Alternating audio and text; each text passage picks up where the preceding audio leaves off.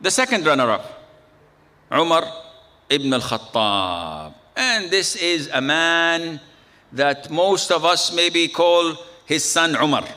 So many people I know, what's your name? Abu Umar. Why? I love Umar. Umar is a strange man. Now, he was late in accepting Islam. Do you know that? When did Umar accept Islam? In the first month? Or in the first 6 months? Or in the first year? He embraced Islam on the 6th year. He was a fierce enemy of Islam and of the companions for 6 years. Ya Sheikh, Umar? Yes. He was a man of night, like all the people of Quraysh. Booze and partying and fun. He was the ambassador of Quraysh. Whenever they had to have someone to broker a deal or to mediate between tribes, they would send Umar, because he was young, extremely, and I mean extremely strong, and he was articulate, fluent, could read and write. And these features at the time of Arabia, to be all collected in one person, wasn't anything that was normal. The Prophet ﷺ called him Abu Hafs, and Hafs is the son of a lion. And his nickname is Al-Faruq. When he embraced Islam, the divider. Because Allah with him divided between wrong and right, between false and truth. So his name is Abu Hafs, Umar Al-Faruq. May Allah be pleased with him. We know the story of his Islam and how were the Muslims so secretive, worshipping Allah in Dar al-Arqam. Nobody was allowed to come and expose themselves until he embraced Islam. And he looked at them and said, "O Prophet of Allah, why are you sitting here? Let's go to the Kaaba." And everybody said, "Huh? Kaaba? You crazy? They will kill us on the spot." He said, "No, we will go in 2 lines. On one row, Hamza. On the second row, Umar. Anyone who approaches us, we'll kill him." The Prophet liked the idea. He said, "Bismillah." And they went into the Kaaba in marching in 2 rows. Of course, maybe 20, 30 men only. But still with Hamza and Umar leading these rows, the mushrikeen did not utter a single word. With their hundreds and thousands, they could not even open their mouth. Said, "Wallah, khalas." No, Hamza and Umar, forget it. This is a different ball game altogether. Before he accepted Islam, he was fighting with himself. And he saw the wife of Amir ibn Rabi'ah just as she was traveling to Abyssinia. And he felt sorry for her. And he was a mushrik. So he said, "So you're setting off to travel and migrate?" And she said, "Yes, you did not leave a place for us to worship Allah Azza wa Jal. It's all because of you." So he said, astonishingly, "May your journey be safe." And he left. When her husband came, she said, "Did you hear what Umar said? He wished me that my journey would be safe. I think he's thinking about Islam." And her husband, Amir ibn Rabi'ah, said, "Do you even believe that he is thinking about Islam? Wallahi, his donkey will accept Islam and he will not." Because he was a fierce enemy of Islam. To that extent, the companions never anticipated him becoming a Muslim. And in the 6th year of Bi'thah, he came, Allah opened his heart, and he became a Muslim. Therefore, never ever give up hope. Don't look at a disbeliever, at a kafir, at even an enemy of Islam, and think that he cannot become a Muslim. Wallahi, you never know. When Allah wants to shed the light in a person's heart, he will become a Muslim. But it is not your job. Your job is to call to Allah Azza wa Jal. Allah's responsibility is to open his heart. It is not yours. The Prophet ﷺ, we know that he said that I saw a palace with a maid of Hur al-Ain making wudu outside of it. And when I asked whose palace was that, he said, they told me it is Umar's palace. May Allah be pleased with him. And we know that How much time do I have? Timekeeper? 1 hour? Oh, then okay. Khalas. We know that his reign was much, much, much longer than Abu Bakr. Abu Bakr reigned for 2 years plus. Umar reigned for 10 years and 6 months. So the Prophet said, alayhi salatu wasalam, in a hadith once, while I was standing by a well, drawing water from it, Abu Bakr and Umar came.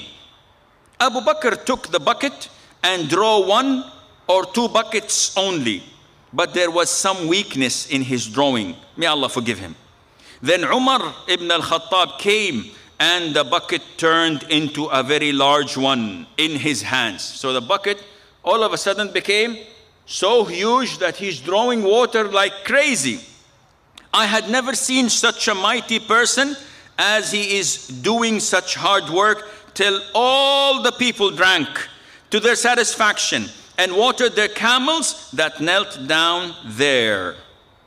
So the Prophet interpreted this as working for Islam, working for Deen. Abu Bakr did not do anything wrong, but he was out of time.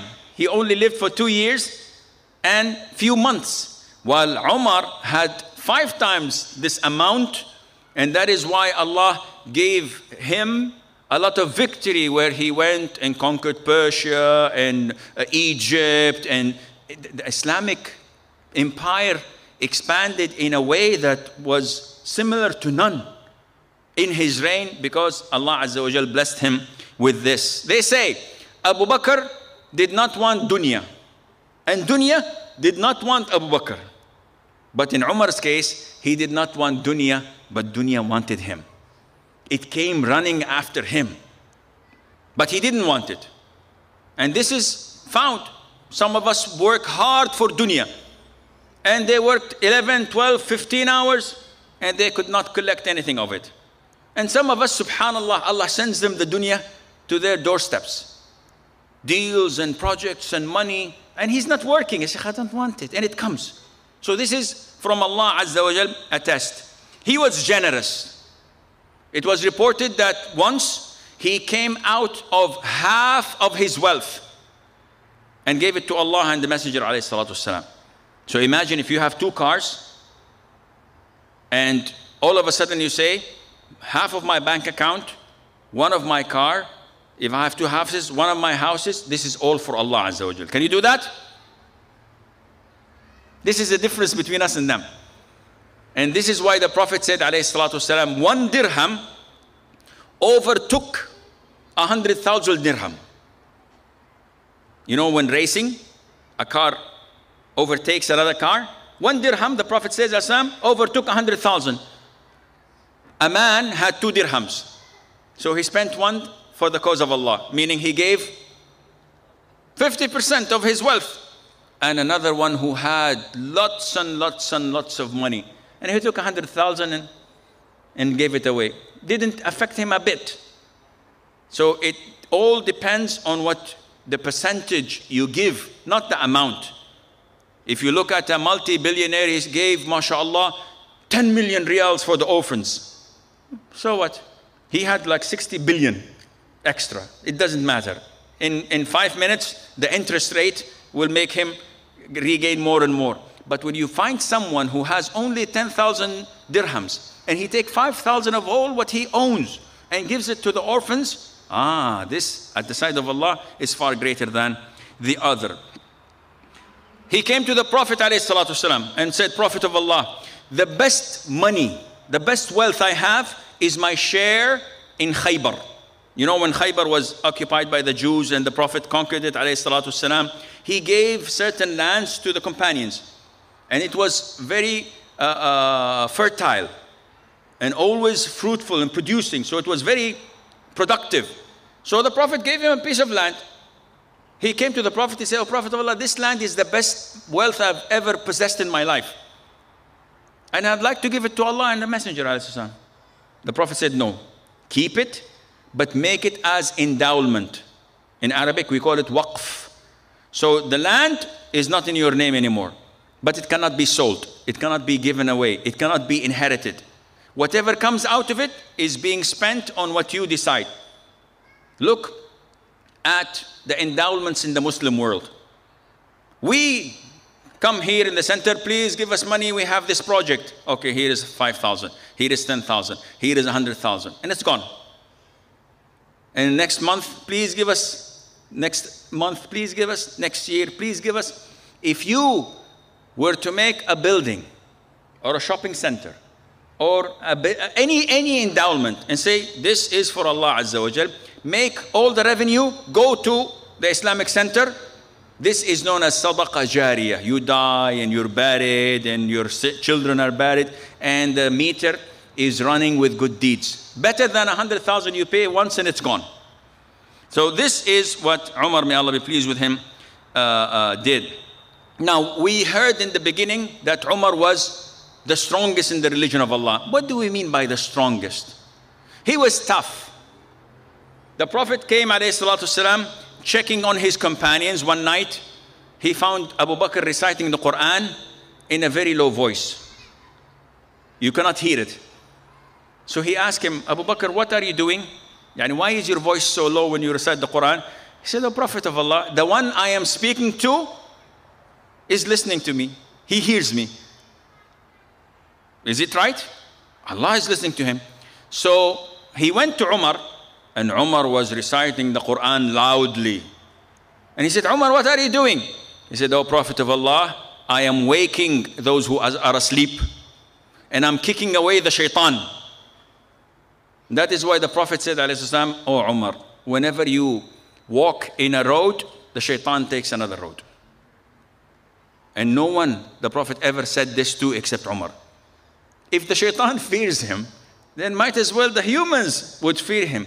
And that is why a group of women were once sitting with the Prophet ﷺ, singing or chanting because of the defeat of the mushrik army. And all of a sudden, Umar said, can I have permission to come? When they heard his name, they all started wearing the hijab and everything, hiding everything. And the Prophet ﷺ broke into laughter. So Umar came and saw the Prophet laughing. He said, Prophet of Allah, why are you laughing? He said, Umar, if you had seen what they had done, the minute you came, everything changed 180 degrees. And he said, oh, you enemies of your own selves, you fear me more than you fear the Prophet ﷺ? And they said, yes, you're rude, not like the Prophet ﷺ. And this shows you how strong he was in the religion. Not that the Prophet was weak, astaghfirullah, but he was always crossing the extra mile in whatever pleases Allah Azza wa Jal. And we know that he always spoke with wisdom. This is why the Prophet described him once. He said that in every nation there are people who are inspired. Yani, it's not a revelation, but you have this gut feeling that subhanallah always comes true. And in my ummah, if there were anyone who were inspired, it would be Umar. And Umar, may Allah be pleased with him, in 3 incidents the Quran came verifying his suggestions, verifying his advice to the Prophet ﷺ. The Prophet would think something, and Umar says, no, Prophet of Allah, it should have been this way. And the Quran comes verifying that the advice of Umar is correct. When he became a Khalifa, when he became Amir al-Mu'mineen, he did not relax. Now, if I were to be given a position of a CEO or a director or something big, I would lay down, put my feet on the desk, and drink cappuccino day and night. Khalas, I'm the boss. Umar, when it was daytime, he used to sit and rule and judge cases. Amir al-Mu'mineen, he took 100,000 of me. What should I do? Amir al-Mu'mineen, he killed my son. All cases were displayed and he was the judge. So when it's nighttime, one should go and sleep. He used to spend the night praying, half of it, and the second half, he used to take his stick and go around the Medina streets patrolling. And this is known as al-asas. And it was practiced until recently in all Arab countries, where you have certain guards who roam and go around the streets protecting the people who are there asleep. He used to do that. And we have so many stories about him listening to women trying to cheat on mixing the milk with water because of the provision, or feeding their children and trying not to breastfeed them so that they would give provisions from Bayt al-Mal. All of this he hears and he corrects. It's all about check and balance. He corrects everything that is wrong in his reign. May Allah be pleased with him. He was very strong in fighting bid'ah. He was very strong in fighting shirk. Unlike us nowadays, shirk is, it's a difference of opinion. He's worshipping grave, he's wearing a cross, he's doing, it's okay. No, it's not okay. When he heard that the tree of Ar-Ridwan, you know Bay'at Ar-Ridwan? Which year was it? Raise your hand. No, which year? Our history. Huh? No, it's way behind the Hijrah, after the Hijrah. It was in Dhul Qa'dah of the 5th year of the Hijrah. And this is when the Prophet went to make Umrah. And they blocked him in Sulh al-Hudaybiyah, they call it. And they blocked him. He said, no, never ever it was done in entire history of Mecca to block someone coming for Umrah, unless, anyhow, it's not our time. So they blocked him. They said, no Umrah. So he sent an ambassador to speak to them. So he told Umar, go and try to delegate with them and tell them that we are only here for Umrah and going back. Umar said, listen, if I go, they will kill me on the spot. You know how harsh I am with them. But send Uthman. Uthman, brothers and cousins and uncles of Bani Umayyah, they're dominating Quraysh, send him. So he sent Uthman, and Uthman went there, and they honored him, his family, his relatives, and he told them, come, make Umrah. He said, no, I cannot make Umrah without the Prophet ﷺ. So he didn't go back immediately because he was trying to talk to them. And the companions felt that they have assassinated him. So the Prophet ﷺ, when he heard this, he said, okay, call all the Muslims, give me the pledge to die fighting. And this is Bay'at al-Shajarah. So they all came and gave the pledge of allegiance to the Prophet ﷺ under the tree. This is the tree, Bay'at al-Ridwan they call it. Now in Umar's time, he heard that the people are going to that location and they're praying 2 rak'ahs and coming back. Why? Seeking Allah's blessing. But this is an innovation. Ya Sheikh, we're praying for the sake of Allah. This is haram. This is like someone who comes and prays, and this was another incident when Sa'id ibn al-Musayyib, may Allah have mercy on his soul, one of the greatest tabi'een, was in the masjid of Medina. Came between adhan and iqamah of Fajr. And he started praying 2 rak'ahs, Assalamu alaikum. 2 rak'ahs, Assalamu alaikum. Sa'id told him, hey, come. My nephew, the elders always call the youngsters nephew and they call them uncles. So he said, my nephew, don't do this. Because the Prophet ﷺ forbade us from praying between the adhan and the iqamah of Fajr, except the 2 rak'ahs of Sunnah. That's all. And of course, you all know this, inshallah. You cannot pray voluntary prayers. This is haram. Other prayers you can. It's open. But only Fajr, only the 2 rak'ah of Sunnah, that's it. So the boy looked and said, do you think I'll pray for Allah and He will punish me for praying for Him? Look at the attitude. I'm telling you, the Prophet is saying this, and you're asking me about logical? The Prophet is saying, don't pray. And you say, do you think I'm praying for Allah and He will not punish me? So he said, Allah will not punish you for praying for Him. Allah will punish you for going against the sunnah. How many people, when we go to Fajr prayer, the Imam is praying and we find people coming and they pray 2 rak'ah. What is this? He says it's namaz, sunnah namaz. Sunnah namaz, with all due respect, the prayer is going, the Imam, your prayer is invalid. Pray 10 rak'at, pray 20, Allah will not accept it, I guarantee you. Because the Prophet said that there is no prayer acceptable when the prayer is on. So this is not our issue. So Umar, when he heard of this, he said, no, this is innovation, this is bid'ah. How can you seek blessing in a place that the Prophet never directed us to us? He said, chop the tree off. And likewise, if they tell us that this is the house of the Prophet ﷺ, when he was in Mecca, and people go and pray and wash the walls and say, barakah, barakah, mashallah, demolish it. The Prophet did not preserve it himself. And when he came in the conquest of Mecca, he did not say, okay, put a fence. This is a place where we should visit, inshallah, every week. No. He even said that this is not my house. Aqil took it. I have nothing to do with it. Umar, may Allah be pleased with him, sent Amr ibn al-As to conquer Egypt. And in 1 year, there was drought and the Nile became less and less in water. The people of Egypt said, we have a ritual, we have to do this. What is your ritual? We take a virgin and we put her in a boat and we throw her in the Nile. Ya akhi, take my wife. This might be even more blessed. No, seriously. She speaks English, but she's not going to watch this. So, alhamdulillah, don't relay this on online. Huh? So, Amr ibn al-As wrote to Umar, said, what do I do? The people are shouting and crying, we're dying, we need water. So he said, no problem, take my letter and throw it in the Nile.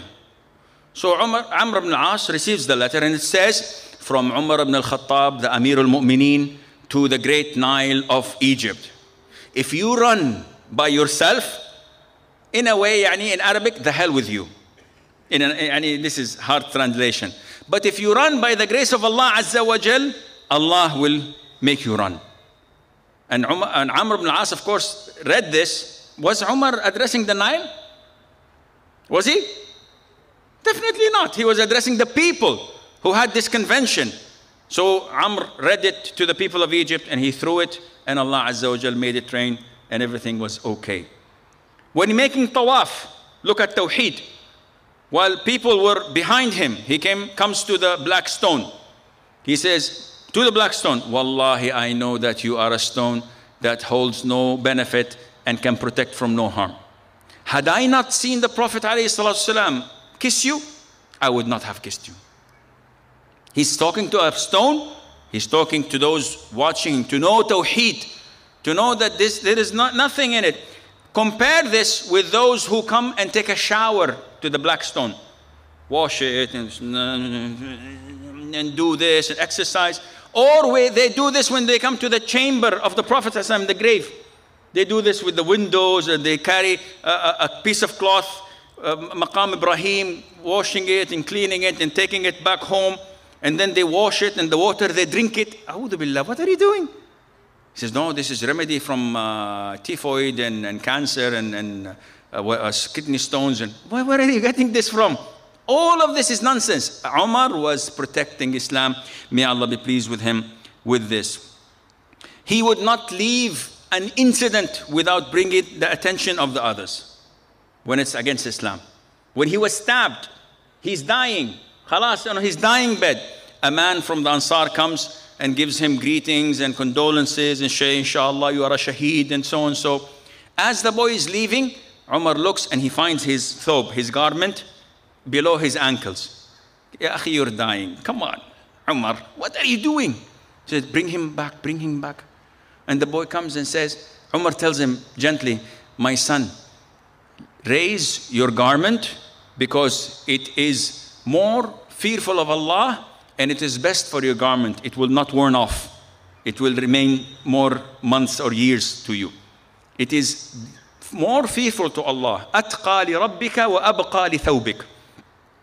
So even at the darkest moments, just about when he's going to die, he does not leave al-amr bil-ma'roof wal-nahy an-munkar, may Allah be pleased with him.